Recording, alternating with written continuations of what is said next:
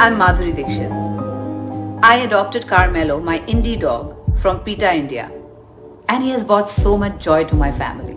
In India, 80 million dogs and cats are struggling to survive on the streets, and countless others end up in animal shelters.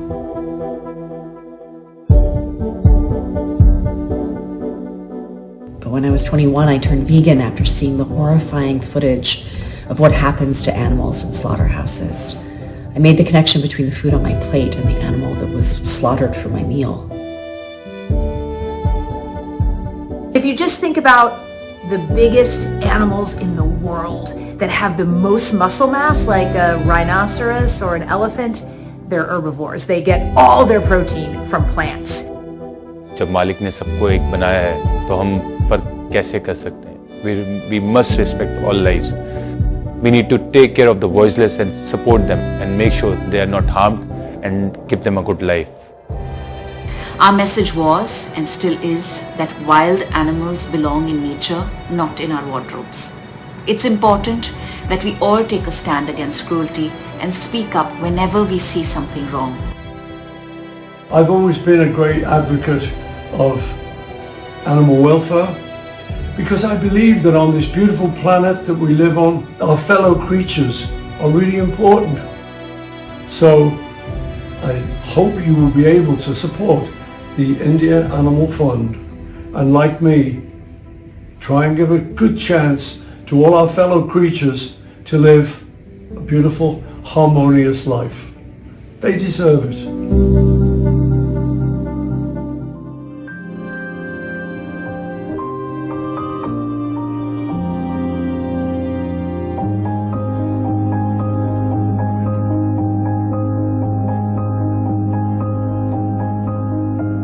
Good evening. We cage animals, we test on animals, we hunt them, we kill animals.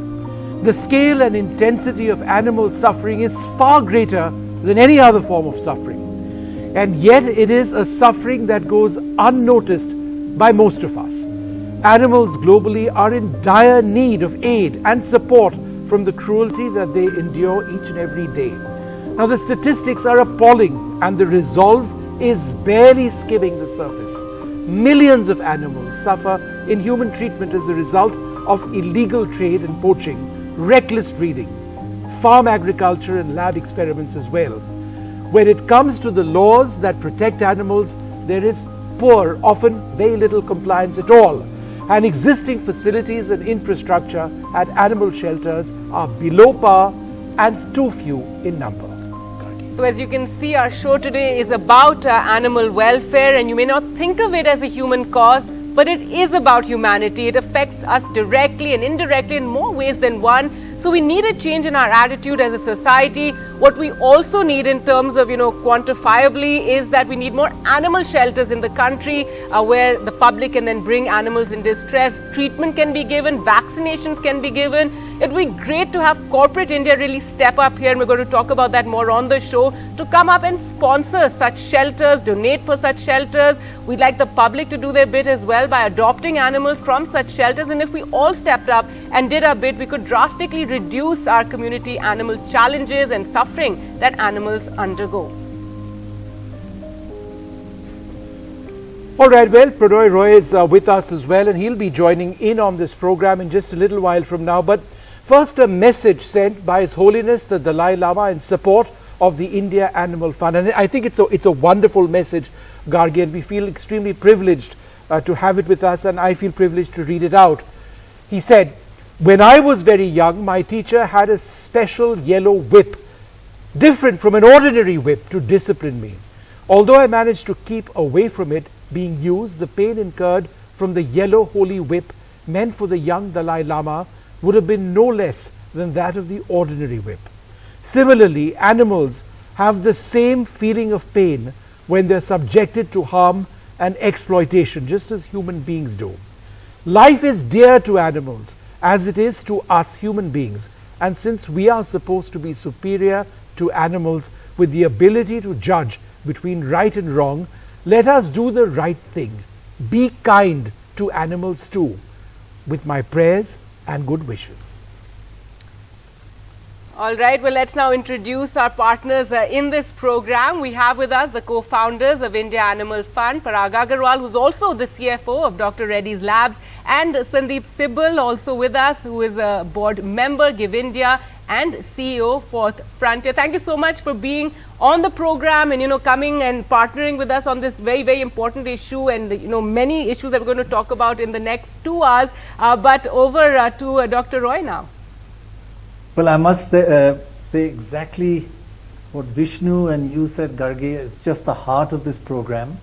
And I frankly am so moved by His Holiness the Dalai Lama's message to us. It means so much.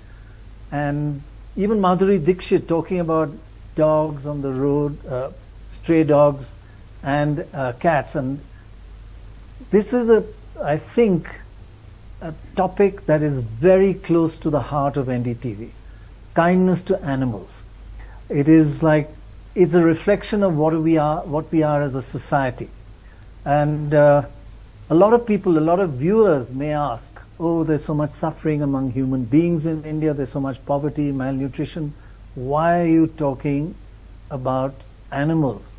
Why don't we focus on human beings? And in our perspective, these are not mutually exclusive. They are a reflection of what our society is. You can do both. And there's so much neglect of the cruelty that animals face every day in our society. So I think what you're doing, Parag, and your whole team is just wonderful. But how would you answer this question that viewers have? That, there's so much human suffering. Why should animal suffering be a focus? Pranay, first of all, I would like to really thank you and the entire NDTV team for having us on the show. Thank you very much. It's a pleasure. The question that you asked is something that comes up very often.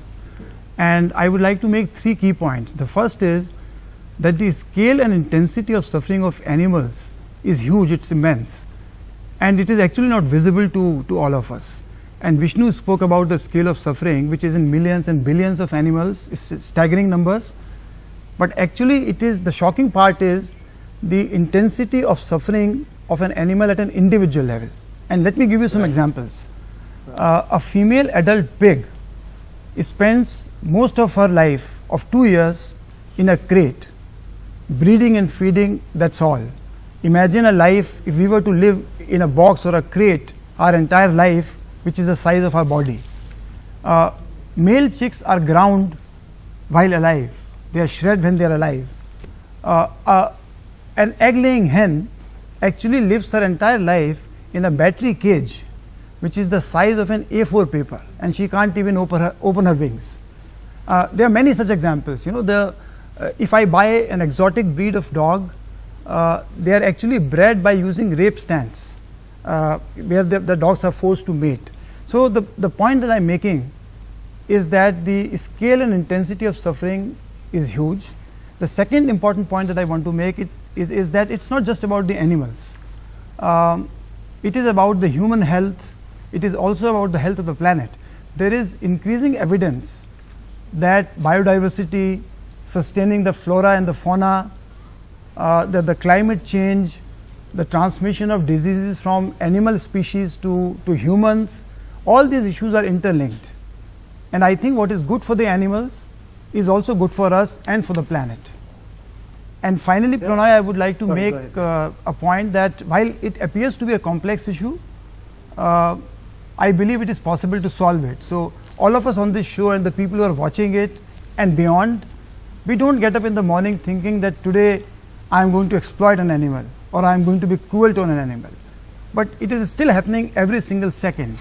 And the reason for that is that it has become part of the system. It has become acceptable, and that's what we need to change.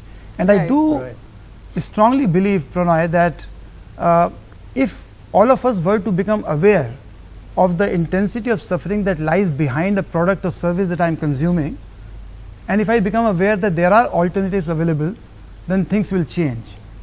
And it is this belief, these facts, this conviction that actually gave rise to the idea of India Animal Fund. Right. And the way you're describing it's exactly right, that we are inflicting cruelty to animals which does not need to happen. And the level of cruelty is unimaginable. I don't know if this is apocryphal, but how does pâté de foie gras made? They take geese, they put them in a room, they shut the room, and the geese get thirsty, and instead of feeding them water, they feed them brandy till their livers become full of cirrhosis, and that is the liver you use for pâté de foie gras. The animal suffers and dies just to give us pâté de foie gras. It's that cruelty that how do we live with ourselves as human beings when we are so cruel?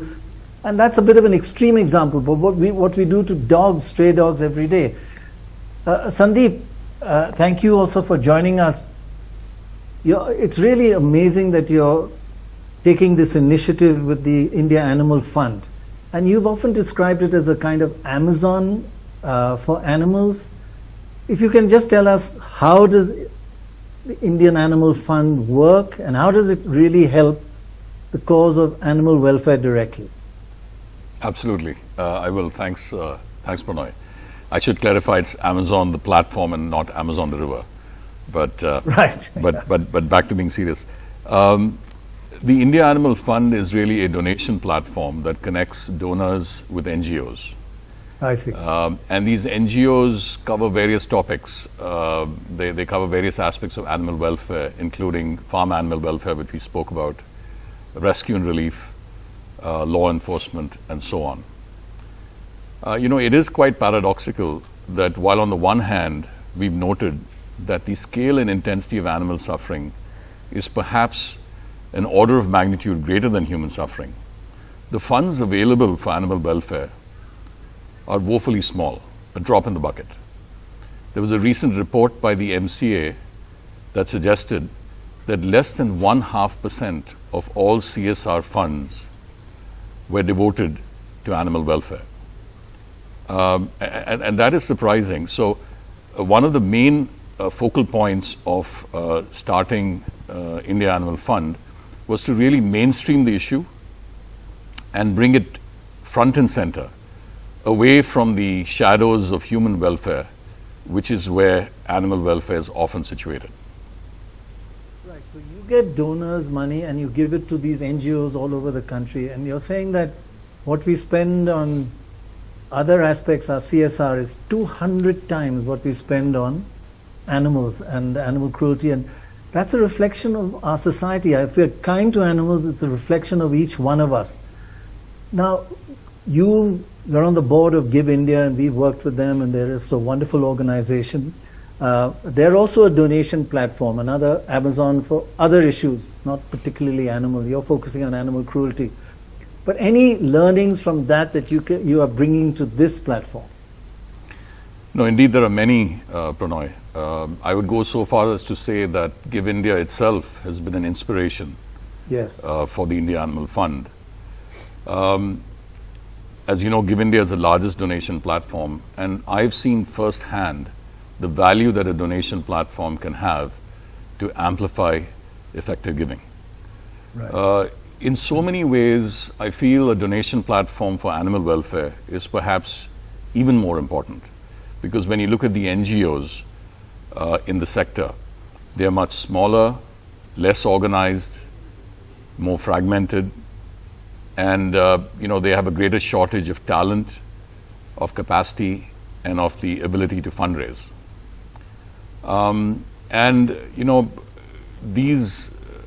These NGOs need the support that we can bring. I also want to add that in addition to connecting donors with our partner NGOs, we also select projects based on neglectedness, on impact, and on tractability for our donors, and then monitor them to ensure that the funds are efficiently and effectively used. I'd invite all the viewers today to take a look at our website. It's a fledgling website, and go through the various causes and projects, and maybe select one or more that they may want to contribute to. All right. Right. Well, I also would like to, sorry, Vishnu, I just want to emphasize that donors and viewers, please send in your donations to this cause, because so little money goes for these animals who are suffering, and you can do something for every single little animal that is suffering at the moment, and this money will go to on-ground field workers, NGOs working with animals. Sorry, Vishnu. Well, you know, Pranoy, we've got messages of support coming in as we speak for the India Animal Fund Freedom for All campaign. This is the first one. It's from C.K. Venkatraman, the MD of Titan. All the animals around us need our support, deserve everything that we can do for them. And from my side, I'm happy to contribute 10 lakhs to the India Animal Fund to support everything that they plan to do for the animals. All right, how wonderful. 10 lakhs coming there from Mr. Venkatraman. Wonderful. And we'd love our viewers also, you know, as we said, go onto the website, check it out. Parag, so 10 lakhs coming in already, and we believe you also have an announcement to make. Yeah, I think it's a great start, Gargi, and I do want to make an offer that I think the NDTV viewers will find it difficult to resist. So all the donations that we collect on this program today from the public, my foundation is going to match it one-on-one. And therefore, whatever money you give to the animals today, the impact would be doubled. All right, wonderful. Fantastic. That's superb, fantastic. absolutely, yeah. So yes, I think that is an offer Yeah, NDTV viewers hopefully will find hard to resist. So do keep those donations coming in. They're going to be matched. For people who want to support the animal welfare causes, you can go to the website, as Dr. Roy said, ndtv.com/freedom for all, and donate there. Check it out. See what what appeals to you. The support will reduce animal suffering and exploitation through capacity building, policy reforms, enforcement, rescue and relief, and finding alternative solutions for animals of all sorts, wild animals, street animals, farm animals as well. So do go onto the website and check it out and do donate. Well, we now bring you a very, very special message of support from a man who really needs no introduction. Let's hear it from the one and only Beatle, Sir Paul McCartney himself. Good evening. Paul McCartney here, talking to you from England. I've always loved the time I've spent in India, from way back in the 60s when I was first introduced to it. I've loved the Indian people who I meet these days. They seem to have a sort of spiritual aspect to them. So tonight I'm talking on behalf of the India Animal Fund. I've always been a great advocate of animal welfare, because I believe that on this beautiful planet that we live on, our fellow creatures are really important. Here we are at this time in space, in the universe, and there's us, humans, and there's animals. And I always think that they deserve to have their best shot and to have a good chance at a normal life. So I hope you will be able to support the India Animal Fund, and like me, try and give a good chance to all our fellow creatures to live a beautiful, harmonious life. They deserve it. Thank you. Right. Well, that's a fantastic message there from Sir Paul McCartney. Now, we've got some wonderful guests with us, and they'll be joining us throughout the entire program. At this stage, we're joined by Gauri Moleki, a trustee for People for Animals. We're also joined by Justice K.S. Radhakrishnan, the former judge of the Supreme Court of India. Gauri, let me come to you first. How is animal cruelty impacting society at large? Let me start that with an example. Sure. There have been world famous, serial killers, Jeffrey Dahmer, Ted Bundy, the latest Texas shooter, the child who killed another 19 children, gunned them down. They all started their criminal career by being cruel to animals. Right. They, as children, were never told that it's incorrect to kick a dog or to poke the eye out of a kitten, and continued to test their boundaries till they started harming children, harming people. Sure.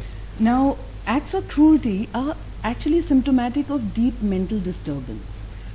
We have established that repeatedly through several researches. In fact, it's proven that 100% of sexual offenders in Australia who were researched were all criminal offenders of animal abuse as well. closer to India. In India here in Hoskas, a man was seen killing puppies with a pen knife, and later was discovered that he was doing the same thing to his girlfriend. Now, we have to, in order to stop people from being abusive to humans, start making animal crime a punishable offense, and the law being a deterrent to such offenses. Currently, we have very weak laws which are not really being a deterrent, but we also have to understand that children who are abusive to animals basically come from families where there is a pecking order of abuse. Sometimes, for instance, a Hyderabad case where children were burning puppies alive were found to be abused by their parents when they were taken before a juvenile justice court.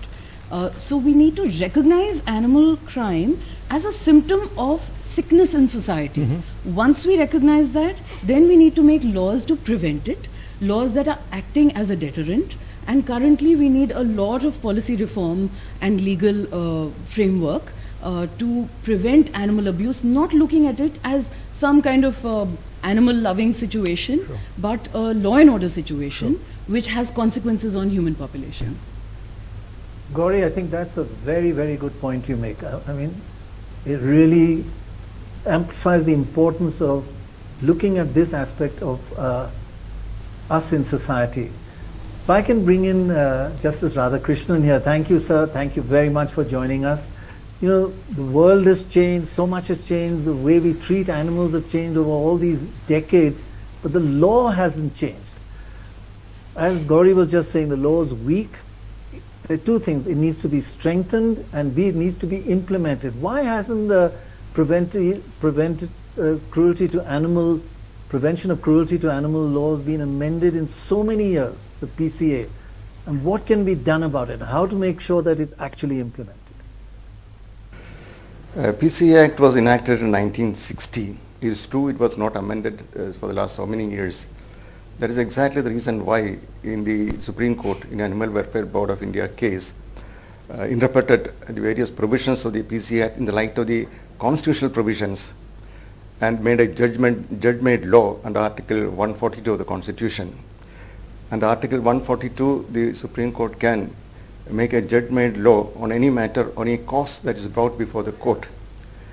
And that once the court is satisfied that there is a lacuna, it has to be remedied by the parliamentarians by passing a proper legislation. Of course, in various matters, for example, transgender's case, for example, slavery and all that, it took long years to legislate. That is all the more reason that the parliamentarians should bring a proper legislation in the parliament to safeguard the rights of animals. That's very, very important, very crucial. I am sure the parliamentarians will bring a legislation in the coming session or at the earliest. I am sure that the world over there's a change.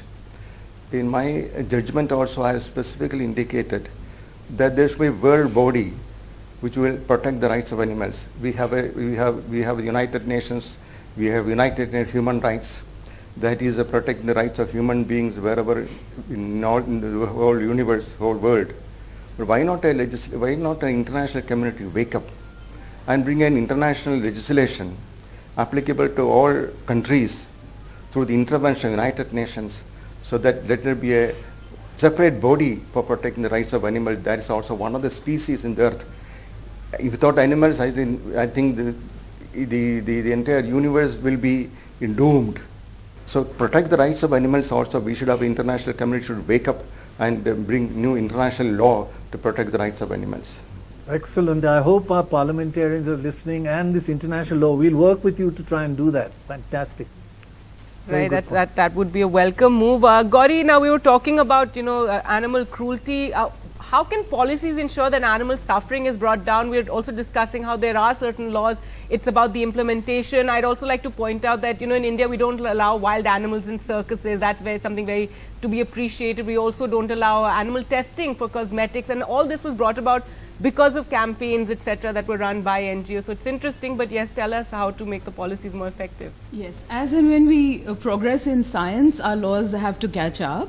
While wild animals are not allowed in circuses, there's still a lot of dogs, horses, whatever. Sure. So I'm saying the policy has to catch up a lot.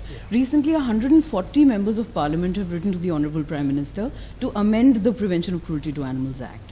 But there is a certain sense of lethargy and not really prioritizing animal welfare or looking at it in silos as if it's just a separate subject. We need to make our policies catch up with the science that is already established. So that's one basic thing. It's very easy for us in our Indian culture because we already have a strong ground of ahimsa on which our civilization is based. We already have the constitutional provisions where it's the fundamental duty of every citizen to be compassionate, to have a spirit of humanism and scientific inquiry. So we have, of course, examples from so many countries where animal cruelty is punishable by very, very harsh penalties. I would like to add here that unless there is good budgetary allocation from the central and state governments, whatever policies we make will remain unenforced. We also need a departmental infrastructure. Like the Animal Welfare Board of India exists at the central level, we need a state animal welfare board at the state level and the SPCAs at district level, like we have in other departments. So where everyone policies needs to are work enforced. together, Yes. authorities, communities, NGOs, etc., all coming together. Thank you so much, Gauri, for joining us on the program, and thank you, Justice Radhakrishnan, for joining us on the show today. Let's now focus on what most of us relate to as animals, what we see in everyday life. That's community animals, dogs and cats on our streets. And joining us to talk more about this, we have Abodh Aras, CEO, Welfare of Stray Dogs. And now this NGO sterilizes 250 to 300 dogs a month. It also treats close to 2,000 animals on site, and this is a huge issue, one that society as a whole, as we said, needs to come together and deal with. We also need to encourage adoptions in a big way.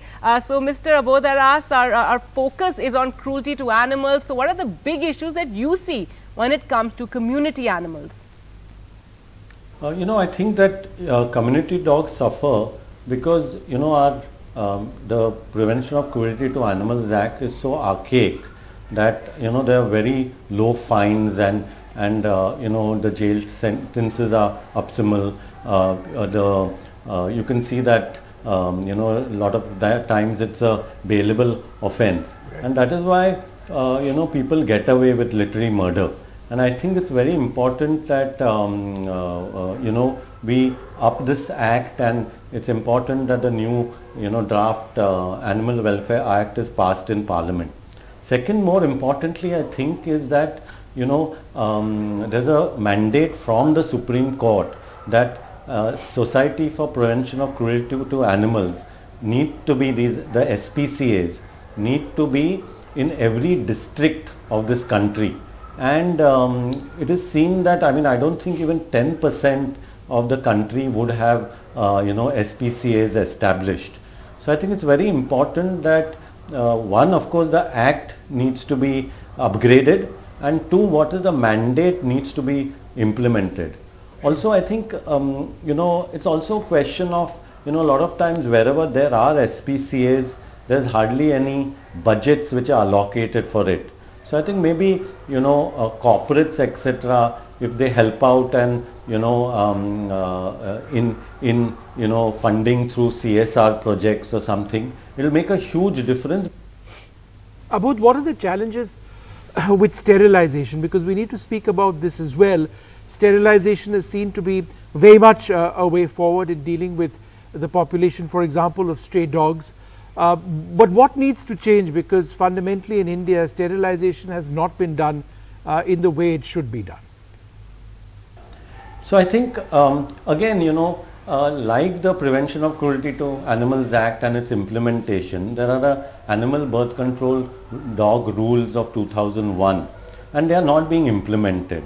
The challenges are that, one, either the government, needs to implement them through municipal corporations or animal husbandry and so on, and two, where it's being implemented, naturally the money that is being given is less. So I think it boils, and of course also the infrastructure. A lot of places don't have infrastructure to actually run sterilization centers. So So I think it's very important that both these things are taken care of, and you look at that places where animal birth control or the sterilization program is earnestly being implemented, your other problems that are associated like rabies deaths or the population of dogs, or the complaints that are there, or dog bites come down drastically, So you will not have incidences which one keeps, talking about in spaces where, like look at Mumbai. I mean, you see, we've been doing sterilization for many years, and the dog population has gone down drastically. You won't see puppies on the streets. The rabies deaths have gone down drastically. So I think this is where it needs to be implemented, and many other cities or regions in India, like in Goa, the rabies deaths are almost, in fact last many years the rabies deaths have been zero, or in Sikkim, has been declared rabies free. So I think one needs to, and this is all because of the implementation of the animal birth control program, and also a mass vaccination, revaccination program of rabies. So one needs to, have the will and implement all these features, so that one can actually have a better human animal relationship in every city, town and village in India. All right, very important issues there talked about, and clearly if people come together, NGOs come together, society comes together, we can tackle some of these challenges that are being faced. And again, we'd like to tell our viewers, if you want to support these causes that we've been speaking about, do go to the website ndtv.com/freedom for all and donate there, and you can support, and you can also choose which issues it is that you want to support. We have a host of issues over there on the website, that various policies, various actions, NGOs that you can support. And we have an update as well in terms of our donations. We've crossed the 20 lakh mark since we began, so some good news there, Vishnu. And it's also thanks to, of course, Parag's own contribution to match what viewers are sending in. So do remember, whatever you donate will be matched by Parag Agarwal, the co-founder of India Animal Fund. So, and thank you also both Aras for coming on and speaking about these important issues, the sterilization of dogs and how important it is to bring down the population in certain areas. Now, often when people spot an animal in need of help, the first thought is of sending it to an animal shelter. But shelters themselves face several challenges. NDTV Sohit Mishra brings us this report from Karjat on the reality of shelters in India. Right now I am at Probably Paradise Shelter in Karjat, and as you could see, there are a lot of residents that live over here along with Roxanne Davu. Now there are around 400 co-residents in this shelter, which includes around 200 dogs, around 180 cats, 2 horses, 2 cows, 2 goats, 15 donkeys and 14 ponies, and all of them are staying in this shelter, the Probably Paradise Shelter, which is present in Karjat, right next to Mumbai. As you could see, even where we are supposed to cover, we have our guests. In fact, one of them, the co-resident, was sitting on my place, but now has gracefully agreed to make me sit over here. Roxanne, thank you so much for speaking to NDTV. The first question is, we met with all of your co-residents, but there will be a lot of challenges to live with them every day, take care of them. What are the challenges that you face? The basis, the start is finances. None of us have a secure financial support unless we marry very, very rich or become the heir of somebody very, very rich. So every day is a battle. It is a battle. It is not, it's a little bit, how could you put it, begging on a different scale, food, medicines, maintenance, staff salaries. People are prepared to give for food and medicines, but not for staff salaries, not for painting, not for the electrician, the plumber.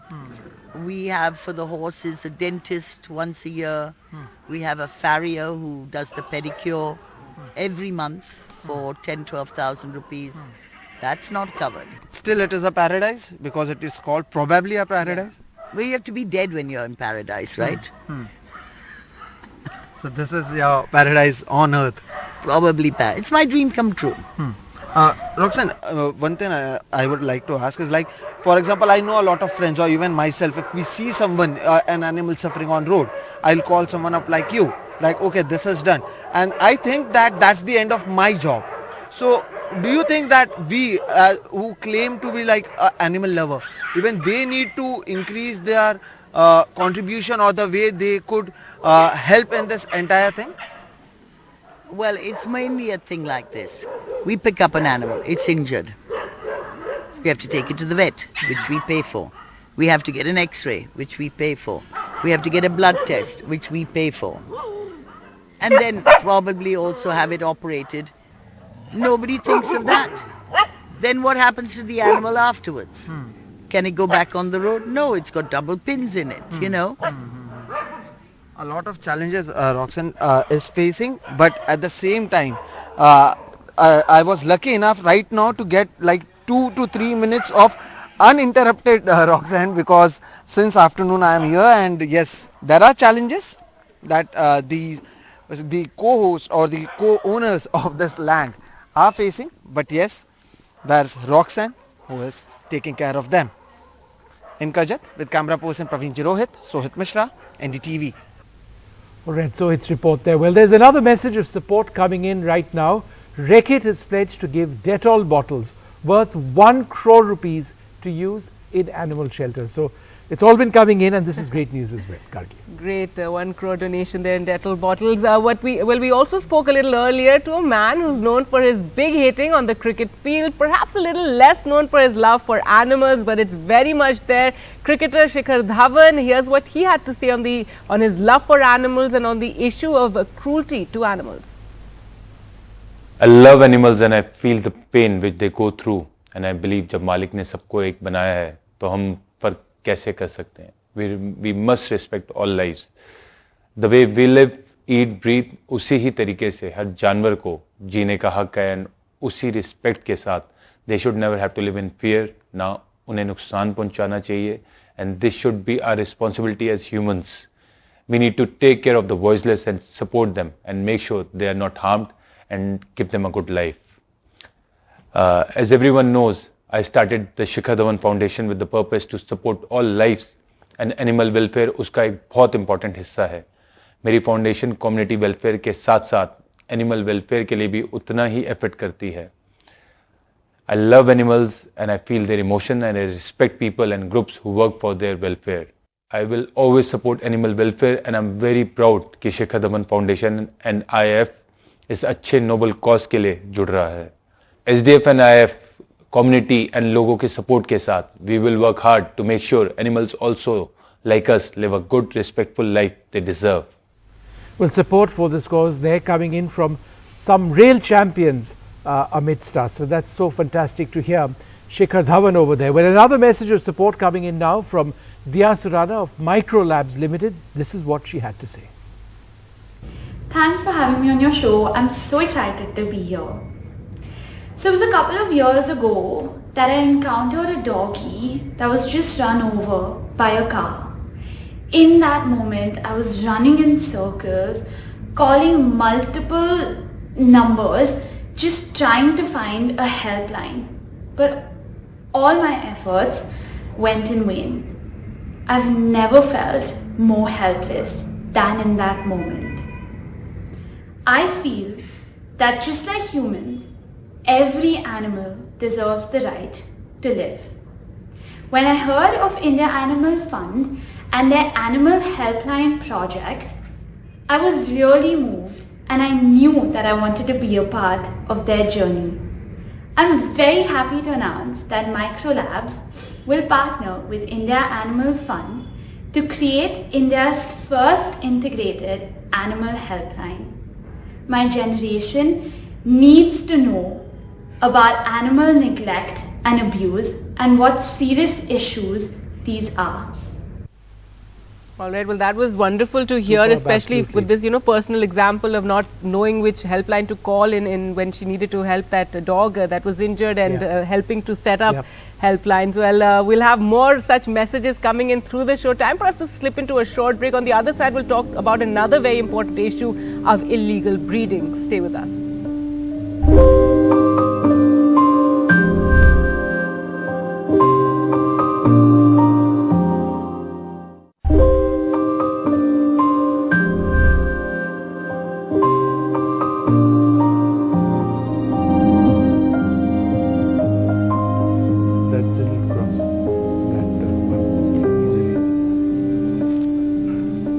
Well, we've got some great news, and I think what's the harm in starting with the really positive news? And Pranoy, this might come as a surprise, but maybe not. I don't think it should. Let me correct myself. It shouldn't be a surprise that so many people are contributing. Our collection has now come up to 73,25,000 already. Wow. So please keep donating. Plus 1 crore on Dettol. Yeah, and we started this program about 45 minutes back, and we've got a while to go, and so keep donating. It's so important that all of us are part of this. 1.73 crores. Wow. Yeah. Well, let's talk now about illegal breeding. Let's in fact go across to somebody who's been leading a fight in this space. Alokparna Sengupta is MD of the Humane Society International. Thanks very much for being with us. Alokparna, when you talk of dogs, people immediately think of, I don't know, Labradors, German Shepherds, Dobermans. Where do these breeds come from, and what really is the abuse that goes into somebody walking into a shop or going to a breeder and saying, I want that perfect puppy? I think a lot of us don't realize that these dogs or these breeds have actually come with the British when they were in India and when they were ruling over us, but they weren't native to India. And with the increase in demand for these dogs, the reduction in native Indian dogs went down, and the breeding industry then went for a profit. So what happens is most of these animals, if I may say so, around 100% of breeders in India are illegal because none of them follow the law. None of them are compliant with the law. What happens is mother dog or father dog are confined in small places and bred continuously, cycle after cycle, giving birth to as many litters as possible, not taking care of the litters, not letting the puppies wean off the mothers, which is now again illegal as per the dog breeding and marketing rules under the Prevention of Cruelty to Animals Act. And they are sold as little as 28 days or 20 days. And when they are sold to consumers, they have severe health issues, and several of them actually die. And that's when the consumers come and hit back and say that, what did we buy and what happened to the dogs that we've bought? So it's not only a heartbreak for the animals, but also for the people who buy them.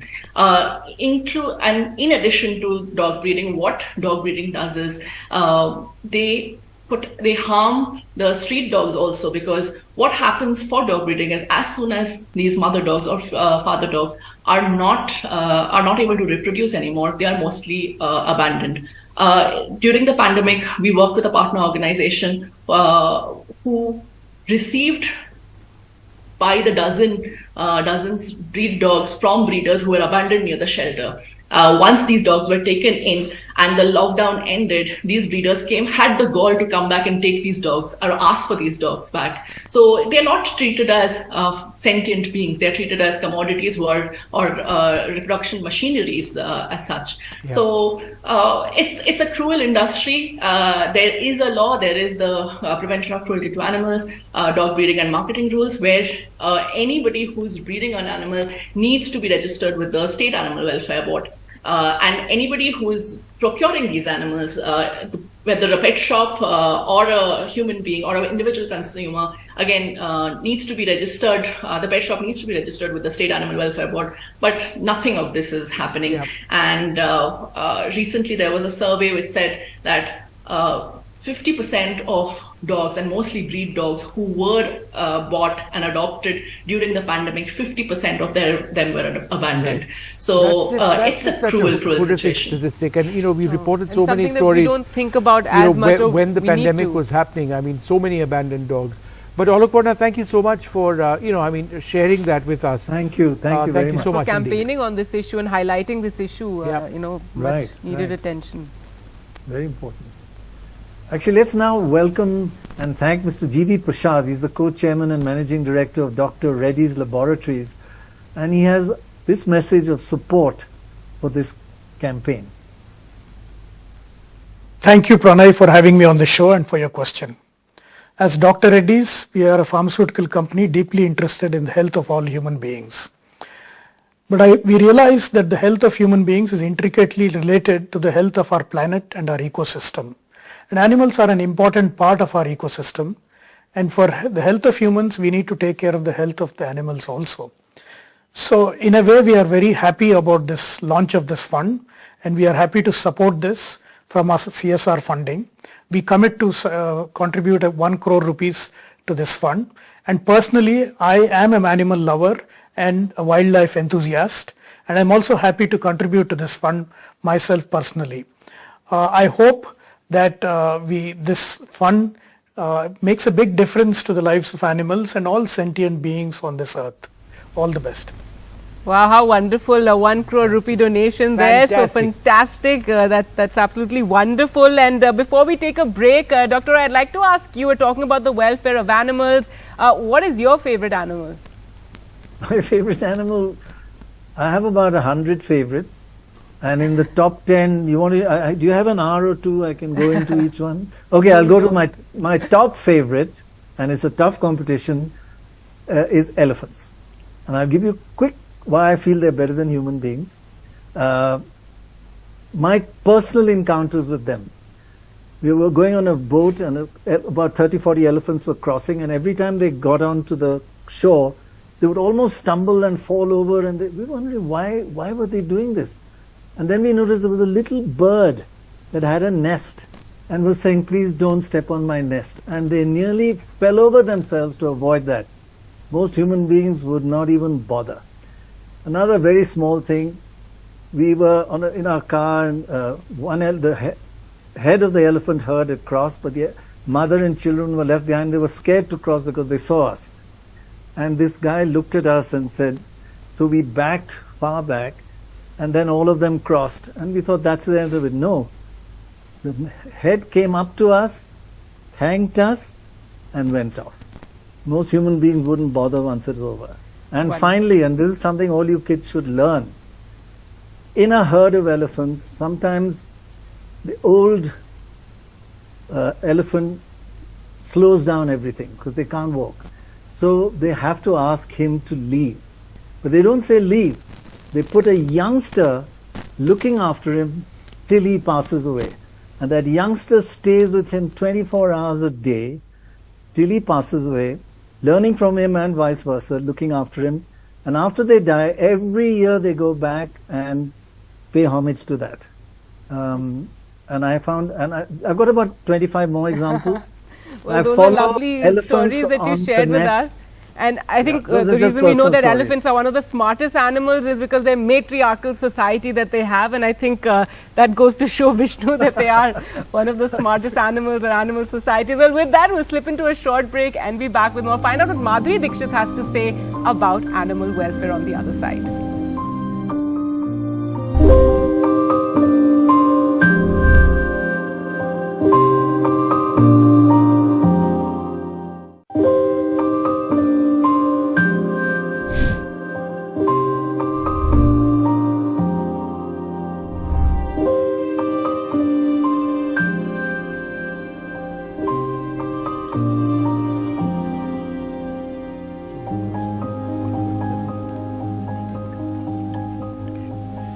Well, for people who want to support animal welfare causes, do go to our website ndtv.com/freedomforall and donate there.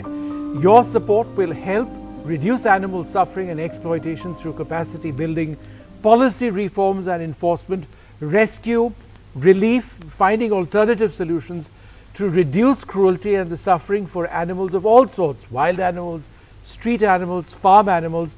This is a program that we are doing that deals with animals across the board.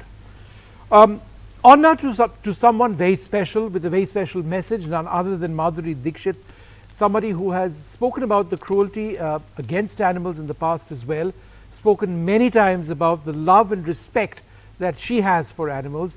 She's joining our campaign today with another fantastic message for everyone. Take a look. Hello, I'm Madhuri Dixit. I adopted Carmelo, my indie dog, from PETA India, and he has brought so much joy to my family. I'm excited to be a part of this NDTV and India Animal Fund initiative for animal welfare. In India, 80 million dogs and cats are struggling to survive on the streets, and countless others end up in animal shelters. This is why I chose to adopt Carmelo, who was abandoned by his previous guardian before PETA India rescued him. You can also adopt a dog or a cat in need from your local animal shelter or from the streets, instead of buying one from a pet store.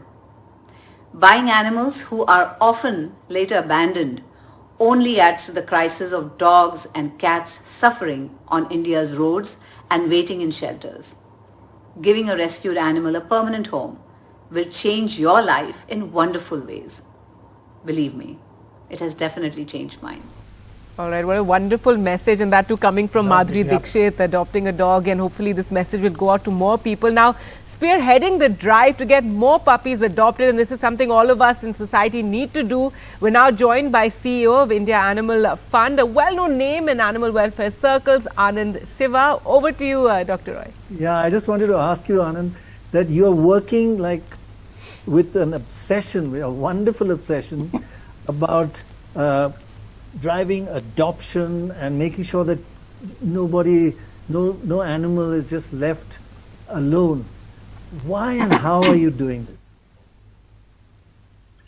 Why and how am I doing this? Why? Because I've seen all of these puppies and dogs change so many human lives before they change themselves. You know, my own daughter, when we first brought in the rescue dog, stood 3 blocks away to look at the dog. Today, 3 of the 5 cats in my house were rescued by her. It changes people. Every home with a pet is a very different home, which is why I believe that a dog in every home and a home for every dog. And I'm happy to tell you that it is with that spirit that at India Animal Fund, we are today actually launching a dedicated website for adoption of all of our dogs and cats. And one of the things we're doing in the process is that we're actually bringing in dignity to these dogs. You know, they're called by various names. They're called Indies, Desi Kutta, in Tamil they call it Terunai. There's nothing but telling us that they are, worthless on the streets. We are restoring their dignity. We're calling them the great Indian breed. We're setting up an integrated website today for fosters and rescuers to put up their rescues and go there, look for the right puppy, go through the procedures, see if you are right for the puppy and the puppy right for you, and start adopting today. I am obsessed, and I think if we could work with this, a dog in every home. I'll just give you a quick number if you have the time. Yes, please. If 1 in 10 households in Mumbai alone adopted a puppy, Mumbai will be stray-free. And if you can do this in everything, 1 in 10, that shouldn't be all that difficult in this country. And that's all we need to make India such a beautiful place for animals and so many compassionate households. So if you're looking at bringing joy, those 1 in 10 houses, those families will also be happier. I think that's a key point you mentioned. Yes, the quality of life changes completely. So when somebody says he's gone to the dogs, actually that's a compliment. Yeah, if a human being could be like a dog, be a much better person. We do use it as a compliment, yes. No, my dogs don't agree with that. No, they don't agree. Correct. So Nestle is partnering with India Animal Fund to promote adoptions, and talking about that is the chairperson and managing director of Nestle India, Suresh Narayanan. Many of us own pets, either a dog or a cat, and we have had many hours of joy and happiness in their company. And yet there are hundreds and thousands of dogs and cats for various reasons who are left stray and bereft of the opportunity to be part of a loving home. I do hope that this initiative is able to inspire us all to adopt these dogs and cats in the country. Purina is the byword for nutrition for dogs and cats and has built its reputation over decades. Purina provides not just quality nutrition but also the capability of your pet to have hours of joy and happiness in the company of the family and indeed to enrich the quality of your home. I commend this initiative and I look forward to Purina partnering with the great Indian breed to promote the adoption of stray dogs and cats and indeed pets in our country. Well, thank you so much, Mr. Narayanan, and wonderful there to partner, with this issue of adopting pets. Now, let's also talk about the issue of animal suffering, which extends to the illegal sale and purchase of protected animals and birds from pet shops, where they're kept in very, very cruel conditions. They're kept cramped up in small cages, very often without food and water, any sort of care to them. One such location is the Crawford Market, and that's something that we have covered in the past. Anand, if you could, talk about that. NDTV did this story on Crawford Market in 2008. It's an issue we have been following since about, the practices there, the cruelty. There's been the pandemic as well and a complete shutdown. What is the current situation there? The Bombay High Court had intervened to shut down the pet shops, but what is the reality really on the ground? Well, I actually did a recce of Crawford Market last week ahead of the show, and I heard something very surprising, that all of those people have taken their trade online. Oh. So the dark web has something even more sinister now, and that's really pathetic because tracing them and finding out what's happening is going to be extremely difficult. But the fact is, most people don't associate, smaller animals when you talk of wildlife or illegal breeding or threats, all of that, right? I don't know if you're aware, but most viewers may not be aware that we have hundreds and thousands of animals that are actually smuggled and traded even today for completely wrong medical reasons. For example, a gallbladder of an animal is still seen as something that is medical. A starved tortoise is still purchased because Feng Shui tells them it's auspicious to have one in the room. And then these animals go through a lot of trauma. And they are, for instance, put through really traumatic situations like your story showed us. I think this is about, 15 years ago, 8 years ago, something like that, right? But nothing has changed. I've experienced a lot of these situations when COVID happened, when we were called saying people have left their animals inside and gone away to their villages. So going there and rescuing hundreds and thousands of hamsters, rabbits, birds. This is a never-ending situation, but it can be stopped if people woke up to the fact that these animals don't belong in your households. They must stop buying them. They must stop believing all of those wrong notations about medical illness and fitness and all of that, and let these animals be. All right, Anand. Thanks very much, for sharing those details. Can I just say something there, Vishnu? Yeah, go ahead, Pradoi. There's this terrible occurrence in markets which we really must stop, and that is of turtles.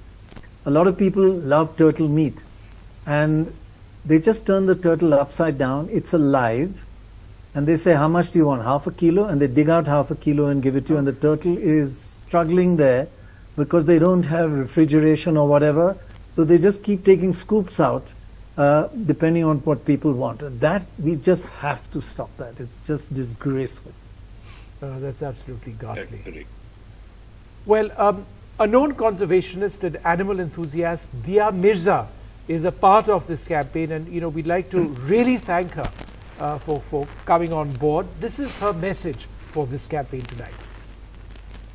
I'm Dia Mirza, and I'm so grateful to NDTV and the India Animal Fund for this initiative to help animals. Thanks to the groups I work with like PETA India, animals have friends by their side to help them and speak up for them. I worked with PETA India to help snakes, alligators and other animals used for fashion. I was horrified to learn that snakes are often nailed to trees, skinned alive and left to suffer. Alligators are often cramped into small spaces on factory farms and then beaten to death with hammers or axes. Our message was, and still is, that wild animals belong in nature, not in our wardrobes. It's important that we all take a stand against cruelty and speak up whenever we see something wrong. It's important that we support organizations that take this stand too. I urge everyone to donate. Your generous contribution will go a long way to help protect animals and help animals. Thank you. Well, thank you to Tia Mirza for that message, and it's great to have her activism, talking about these issues, giving a voice to the voices, something that's grown over the years. She's been a part of several campaigns here at NDTV. Well, let's now introduce you to someone who is an ace athlete, an Olympic silver medalist in cycling and the holder of multiple records. Dotsie Bosch. She won an Olympic medal at the age of 37, and interestingly on a plant-based diet. Here she is telling us about it. It is a complete and utter myth that we need protein from animals. What's important is that we need protein, right? We need all three macronutrients or we would die. We need protein, we need carbohydrates, we need fats. But we don't need protein that comes from an animal.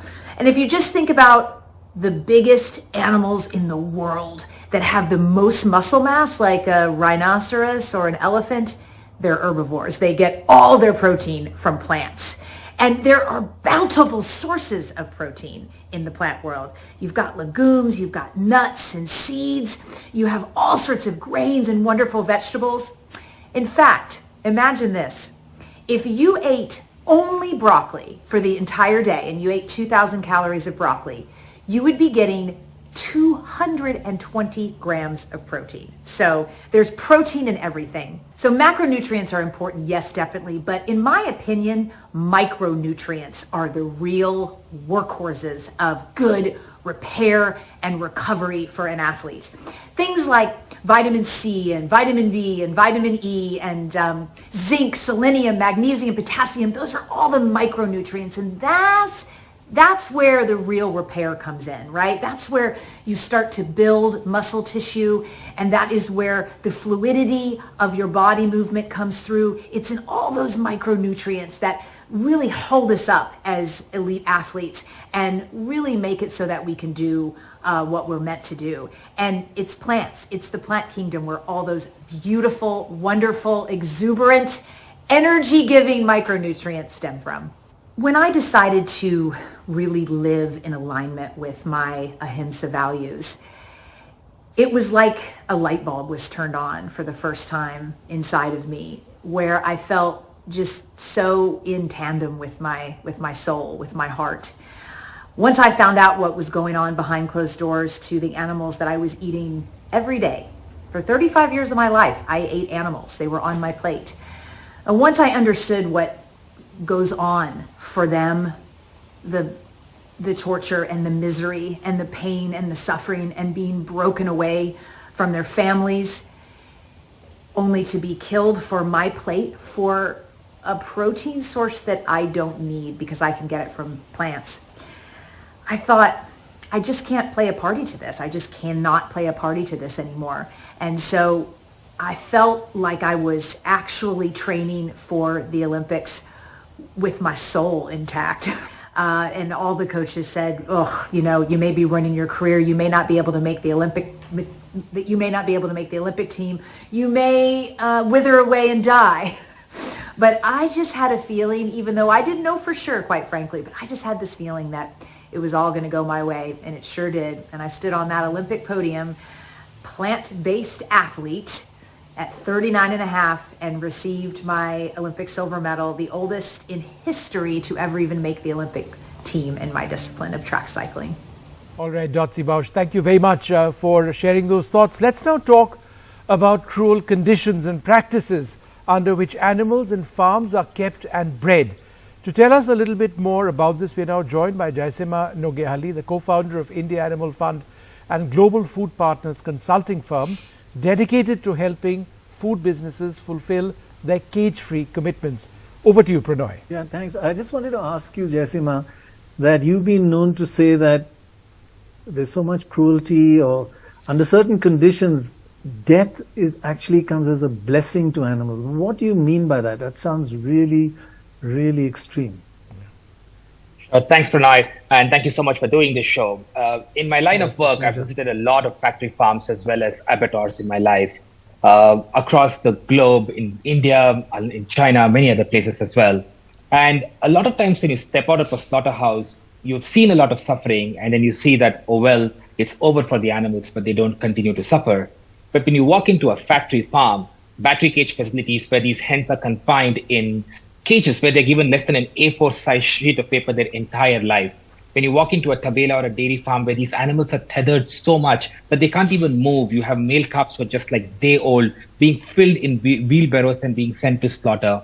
Or when you just look at pregnant sows who are confined in gestation crates, or broiler birds who can't even stand up because their bodies can't take their own body weight, as in these are just like 45 days old baby birds who are made to put on so much body weight that they can't even stand. And to know that the suffering kind of continues when you step out of the farm as well. When you just look at everything that we do to animals as human beings, what happens in factory farms is just inexcusable. And we just continue to do this with just the idea that, well, we need to be producing cheap meat. And all of this being done under the pretext of food security. When you really look at science, it actually says that intensive animal agriculture, in fact, hurts food security of a particular nation. It only puts food in places where there is excess nutrition. It hurts farmers, it hurts small families. It creates a huge amount of issues when it comes to air quality, manure overflow, so on and so forth. And there have been multiple research done by NEEDY and everyone. So I do think that many a times death is probably the best thing that happens to these animals. And it's really a shame that we as a society accept such form of cruelty. Really is a shame. That is just shocking to hear that. Right, and those of us who can must try and support ethical farming wherever we can. It's a choice, a personal choice, whether one wants to go, vegan, vegetarian, or have non-veg, but also to, be aware of where your food is coming from, the conditions, and, work towards better conditions. Thank you so much, Jaisimha, for joining us and, talking about this very important issue. So as Jaisimha was saying, their conditions inside cages are horrendous. We may never really understand what it's like to remain cooped up inside one of these cages. Now, PETA has developed a cage, though, to help people experience what it's like for a chicken in inhumane conditions. The cage has been scaled up to fit a grown person, and this is just how much, space a chicken has in proportion to its size and in proportion to its body when it's inside the cage. Now, one of our younger reporters on the desk has volunteered, or rather we forced him, Vedant Agarwal. He's going to enter this cage for a few minutes to get a feel of what a chicken must go through inside one of these cages. Thank you so much, Vedant, for agreeing to do this. And yes, over to you. You have the cage ready there with you. Well, absolutely, Gargi. As you can see, the cage, it's a rather tiny cage here. And, just to get a sense of what it's like for, these birds to be put in these confined spaces. In fact, PETA has developed this cage. It's taken this cage to, various cities just to give people a sense of what it's like for, birds to be put inside this. So I'll just, go inside this cage and then share my experience with you.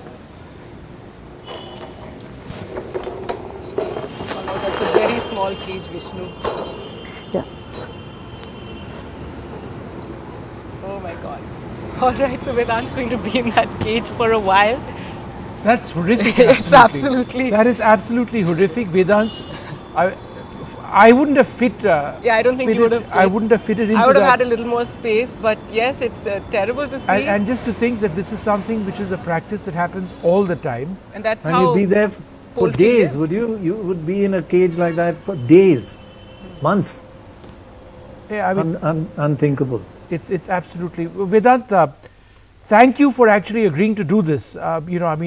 It's pretty difficult over there. Thank you very much indeed. And we'll come back to you and talk a little bit about, just how confined that space is. We're now joined by Dr. Neil Barnard, author and clinical researcher and president of the Physicians Committee for Responsible Medicine. Dr. Barnard, thanks very much for being with us. Now, you've researched and written extensively about animal proteins. Now, India is already a highly protein deficient nation. How do you see this? If you look at the traditional Indian diet, it actually has treasures, foods that are not only delicious, but rich in the nutrition that we need, including protein. I'm talking about lentils, beans, chickpeas, vegetables, and grains. These foods give us the protein that we need. Now, some have argued, no, animal products are more densely packed with protein, so we should choose them instead. What they mean is that meat, or eggs, or dairy products have protein in them. They do. However, researchers have discovered something that's very important, and that's that people who eat more animal protein are not healthier than people who get their protein from plants. In fact, they're much less healthy. Why would that be? Well, the first reason is what comes along with all that protein. If you're getting protein from animal products, you get cholesterol. You get saturated fat along with it, as well as infective organisms like Salmonella and E. coli. When you get your protein from plants, there's no cholesterol, there's virtually no saturated fat. Instead, there are things you need like fiber, healthy complex carbohydrates, vitamin C, other vitamins, antioxidants. The other part, though, might be the protein itself. A protein molecule looks like a string of beads. Each bead is an amino acid, and your digestive tract separates those beads, those amino acids. You absorb them and you make your own proteins from them. And different foods have slightly different strings of beads, if I can put it that way, a slightly different collection. They have different amino acid profiles. If you eat grains and beans and vegetables, you'll get all the essential amino acids that you need. But it turns out that the collection of amino acids that you get from plants appears to be healthier than the amino acids that are going to come to you from animal products. There are certain ones in animal products like lysine and methionine that seem to be too concentrated in the animal proteins, and that can be bad for human health. Bottom line, if we're eating our beans and other legumes, our grains and our vegetables, you're getting the protein that you need in its healthiest possible form, and luckily the traditional Indian foods are wonderful sources of not only good taste but good nutrition too. All right, so that's food for thought, something people can consider. When we talk about calcium intake, our focus is on drinking milk. It's something we encourage for children. But if we can talk about other sources as well, Dr. Bernard. Well, we do need calcium, obviously, and calcium is in green leafy vegetables. There's lots of it there, and it's highly absorbable for most green leafy vegetables. Now, if you eat the vegetables themselves, you'll get the calcium along with all the other good nutrition that's in the vegetable. If instead we get calcium from cow's milk, the cow ate the calcium. The cow did not make the calcium. The cow just ate it in a plant, and only about a third of the calcium in the milk is absorbed by your body. And unfortunately, along with that bit of calcium from the milk, you get sugar. That's lactose sugar. That's the number one nutrient in cow's milk. And fat, especially saturated fat. That's the number two nutrient in cow's milk and cow's milk products. So the calcium in milk is not very well absorbed, and it comes along with unhealthy things that your body really doesn't want. Researchers have looked over the long run about the health of people who consume a lot of milk products, and what they find is that for men, they have a much higher risk of prostate cancer, for women, a higher risk of breast cancer, and because it's the bad fat, the saturated fat, that predominates in milk products, it's probably also a driver for cardiovascular disease and other health issues that we really need to avoid. All right, thank you so much, Dr. Bernard, for joining us there, and that's something for all of us to think about. You could look it up further, and it remains a choice for people to make. But let's now go back to my young colleague Vedant, who is inside that cage. We last left him inside a cage to get a feel of what it feels like for chickens and poultry that are kept in. But it's horrific. So Vedant, it's been a couple of minutes. How are you doing? Tell us what it's been like. You can come out now. Well, Gargi, it's apart from the physical distress, what is significant to note is also the fact that it feels like your agency is being sort of taken away, and you're at the mercy of some external force. So I think the physical distress and the obvious claustrophobia is there, but apart from that, as I said, it's like you're rendered sort of helpless, and that is perhaps the worst state to be in, to be rendered helpless and to be at the mercy of an external force. So that is also something to sort of think about, that that's the worst state to be in and that psychology is also something to actually think about. And as you mentioned earlier as well, Gargi, that while it's a choice to consume meat or to be non-vegetarian, it's important to make an informed choice, and it's perhaps also important to be aware of where your food is coming from. Sure. So in fact, I'm also joined by the spokesperson of PETA India, Kiran Ahuja, to talk a little bit about how birds. I mean, this was just a taste of what it's like for birds to stay in confined spaces. To talk a little bit more about that, and also a little bit about what is the relation between birds in cage and human health. Yeah, hi Vedant, thank you for having me.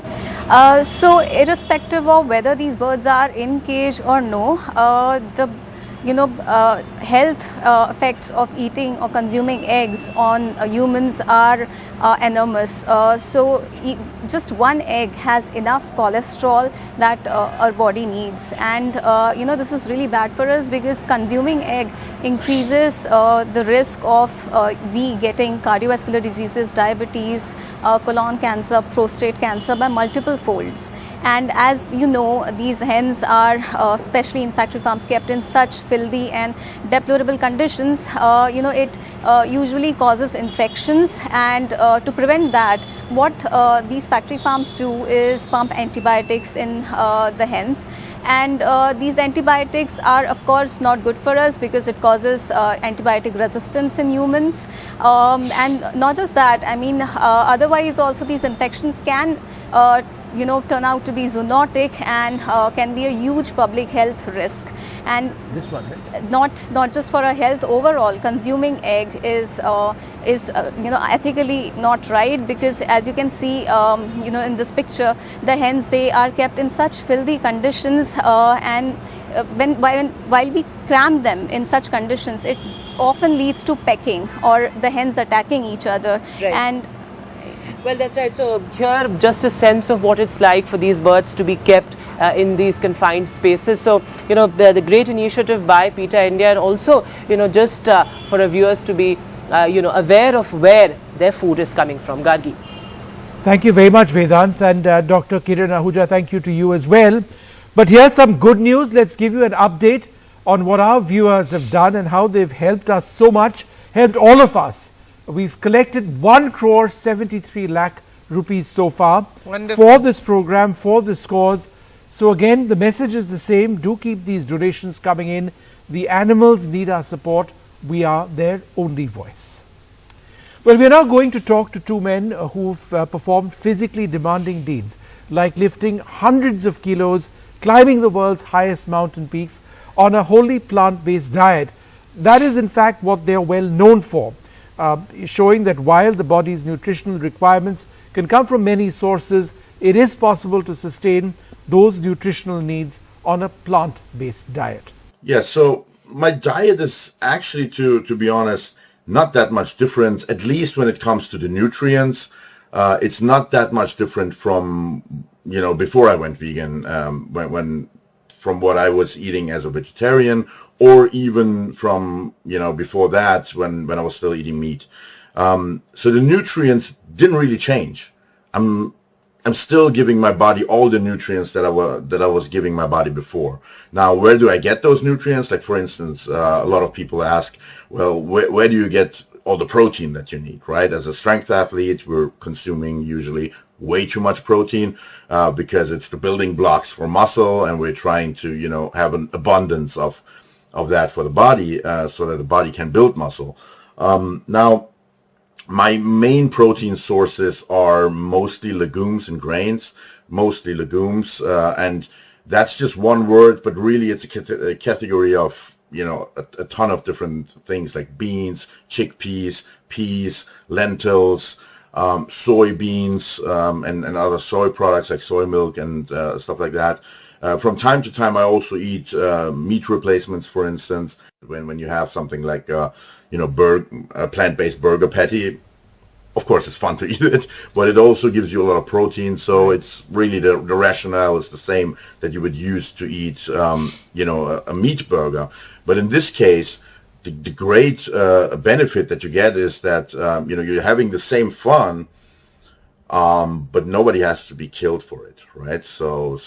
And that's, I think, really important too. So I had all these physical benefits, like my blood pressure went down, my recovery times were getting better. There was, a whole slew of stuff that was helping me perform as an athlete and giving me an edge there. But at the same time, one of the biggest differences was also that eating became way more fun. Because for the first time in my life, I felt way more in line. When I would sit down and eat, I felt way more in line with my own values. And I knew that I was trying to reduce the amount of exploitation and suffering produced by my own consumption. Yeah, I have to really say it is definitely the best decision I ever made in my whole life. It's impacted my life on so many levels, and it really changed my life so positively that... I think a lot of people really underestimate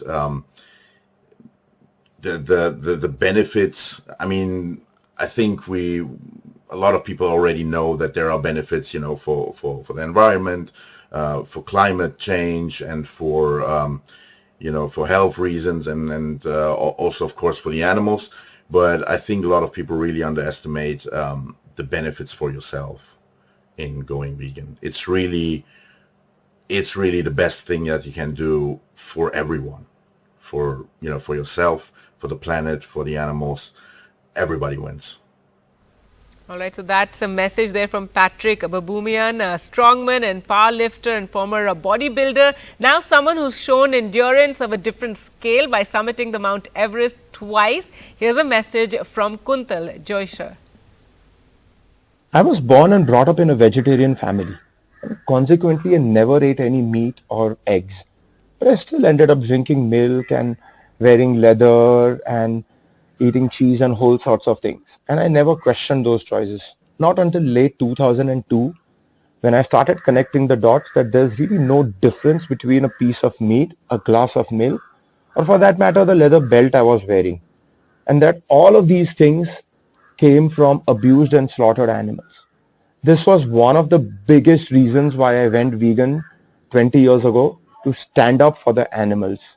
Now, 8 years later, sometime in October of 2010, I discovered the biggest dream of my life, which was climbing to the top of Mount Everest. I still remember announcing it to my family, my friends, to the mountaineering community, that I was going to climb Everest as a vegan. And I remember there being an instant pushback. Kuntal, it is impossible. No vegan has ever climbed to the top of Mount Everest before.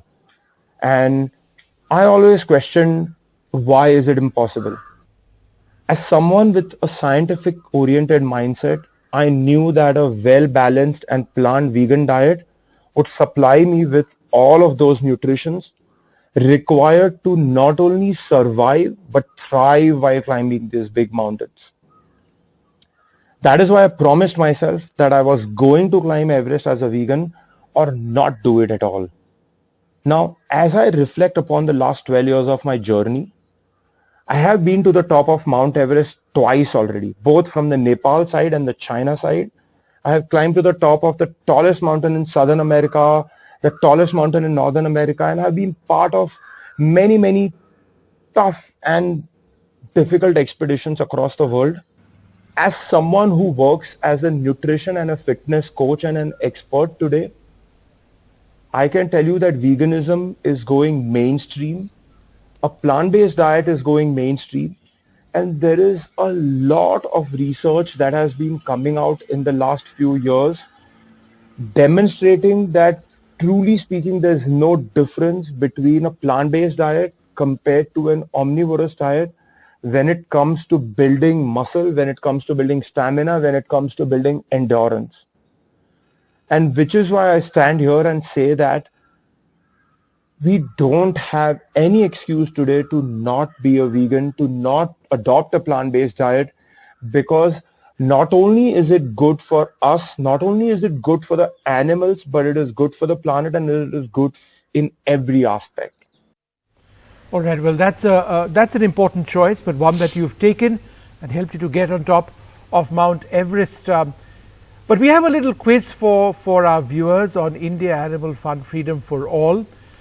It's not that difficult, but there's a real incentive, as I shall explain, on why you should participate.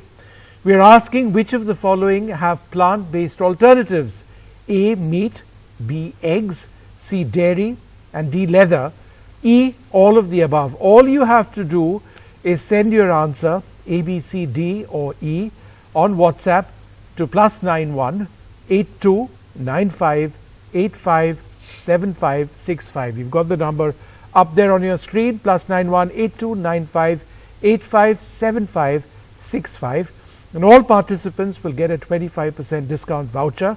One winner gets a prize hamper. The winner will be announced at the end of the show, so do pick up your phones and send us your answer.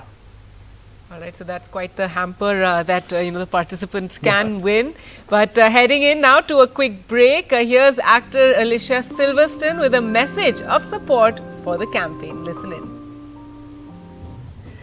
I turned vegetarian when I was a small kid, but when I was 21, I turned vegan after seeing the horrifying footage of what happens to animals in slaughterhouses. I made the connection between the food on my plate and the animal that was slaughtered for my meal. For me, it was just one meal, but for the animal, it was their life. I'm committed to a vegan lifestyle because animals don't deserve to be exploited and abused. Babies don't deserve to be cruelly separated from their mothers. As a mother myself, I can feel their pain. Animals deserve our kindness and compassion. So if you feel the need to make more humane and healthier choices, then start with what's on your plate. You can make a gradual change from a diet that contains animals to a diet that is plant-based and free of cruelty. Then watch as you feel better and your body becomes healthier. Then there's the environment. Animal agriculture is responsible for almost 50% of climate change. Then there's your health. You can eliminate almost every medication that you're on with the support of your doctor when you start eating this way, when you eat plants and eliminate animal food. It is going to do nothing but make you feel healthier and better and your most vibrant self. So I join India Animal Fund in all of their endeavors to help animals' lives, including farm animals.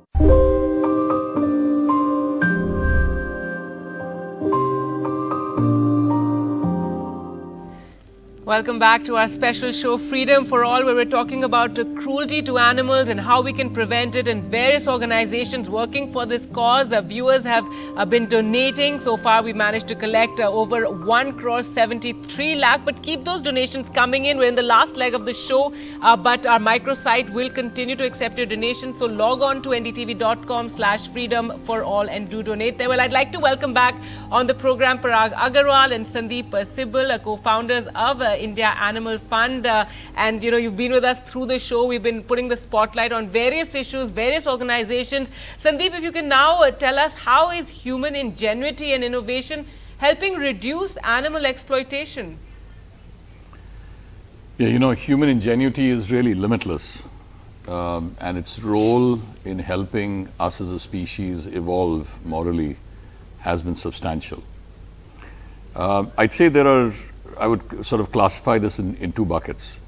The first are innovations that fortuitously led us to end animal exploitation. The fountain pen comes to mind, which led to the ending of essentially plucking feathers from geese to make quills, or for that matter, the invention of kerosene that ended the grotesque practice of whaling, and perhaps most well known, the automobile that led to the end of horse-drawn carriages.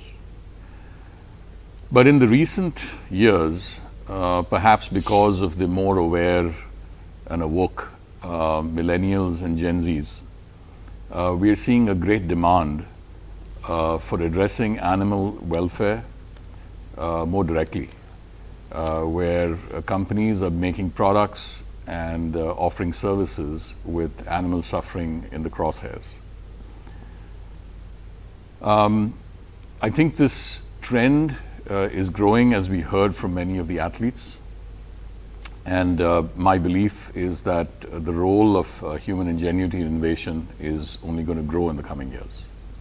Right, and the focus also needs to be on ethical farming and the way, because not everybody is going to turn vegan or vegetarian. So but people have to be aware of how the farms are run, how ethical or non-cruel they can be, and we have to provide those those examples. But Sandeep, tell us, alternatives to animal products appear to be the new trend. You spoke about millennials and Gen Zs, so you can tell us more about that.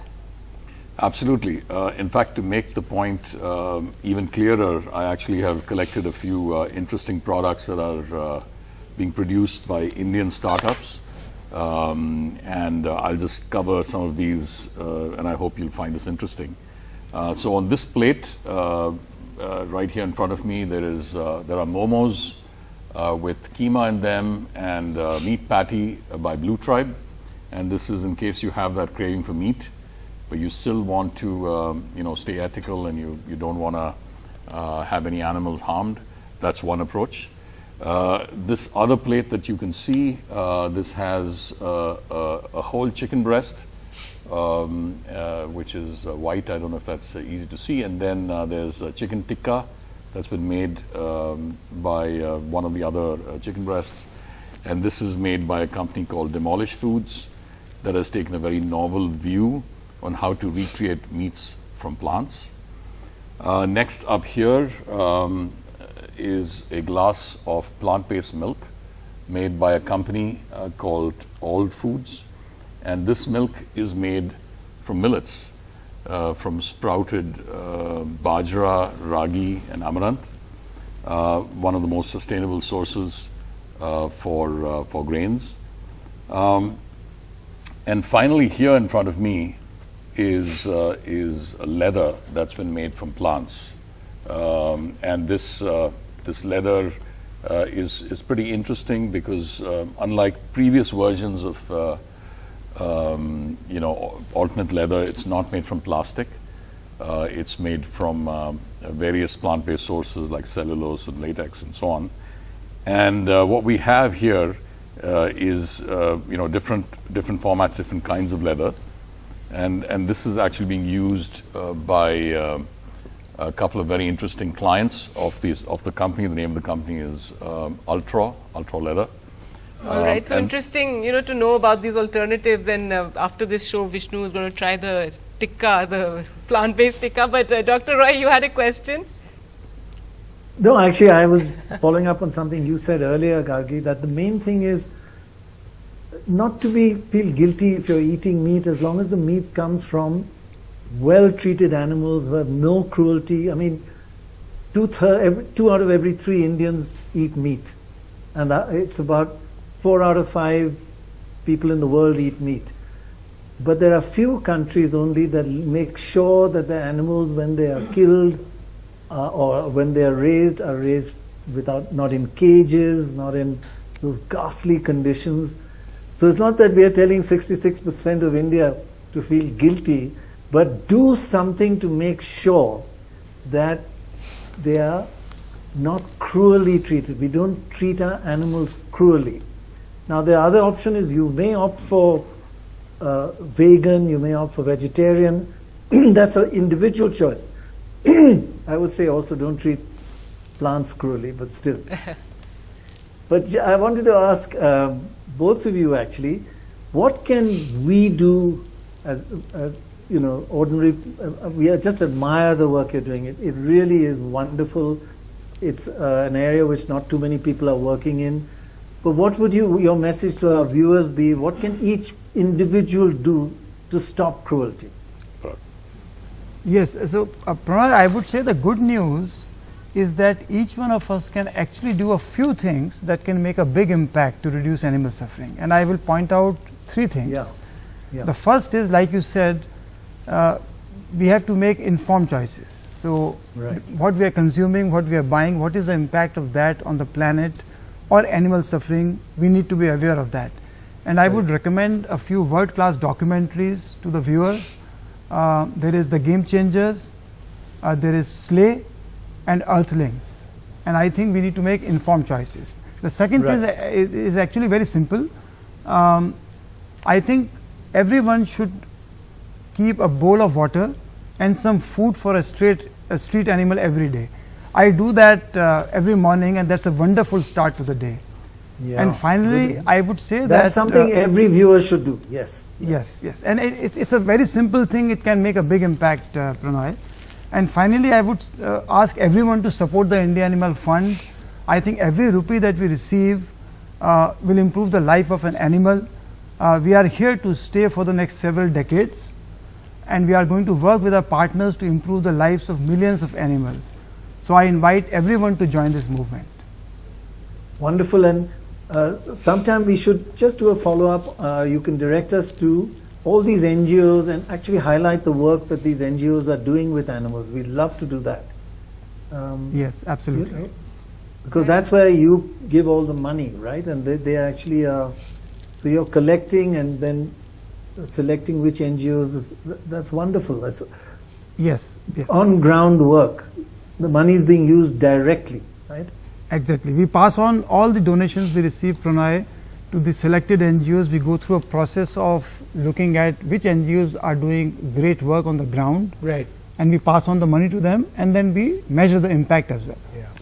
No, so it's all done, I mean, it's all calculated and assessed accurately, and that's so important. But there's good news. Once again, we have a quiz question. We asked a quiz question earlier on the show. And there's a gift at the end of the show as well. Well, we know the winners, Tanya, Anusha and Sakshi Rane, have won gift hampers. And all of you who sent in answers, you get discount vouchers, and those will be on their way to you very soon. Right, well, that brings us to the end of our program, but we'd like to thank everyone for all the support and donations through this show. Do remember the campaign will continue. The show might be ending right now, but the campaign continues on the NDTV network and on our website as well, so do go across to the website. Gargi, the point you're making that the website is still open for donations for a while. This was just 2 hours. And absolutely. We've 1.73 plus 1, 2.73. One in That's kind. right. So do go across to our website, ndtv.com/freedom for all. And as we said, all the causes are written there, the NGOs, the work that's being done, and you can see what appeals to you. So do go across and donate. There are many NGOs that are doing great work on the ground, and they need your help and your support to help in making a difference, reducing animal suffering and exploitation. Thank you so much all for joining us on the program. And thank you all thank you. For watching. And I think I would like to end with, if anybody says you are an animal, you should say thank you for the compliment. Animals are better than human beings. Good night. Good night.